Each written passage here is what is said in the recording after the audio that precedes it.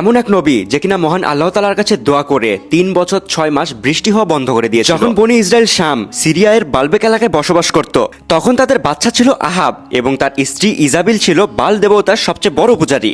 বাল ছিল একটি পাথরের মূর্তি যাকে মানুষ সৃষ্টি এবং ফসলের দেবতা মনে করত।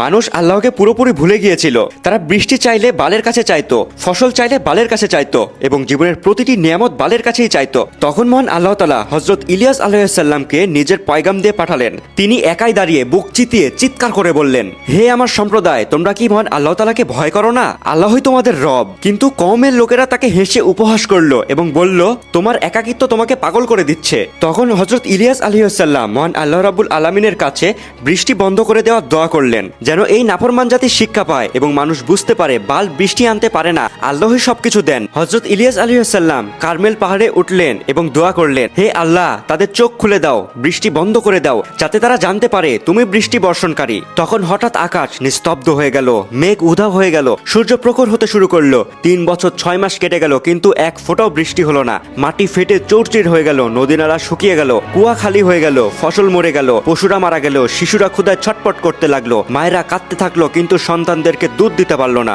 মানুষ বালের মূর্তির সামনে লুটিয়ে পড়লো, চিৎকার করে বলল, হে বাল, বৃষ্টি দাও। কিন্তু মূর্তি নীরব রইল।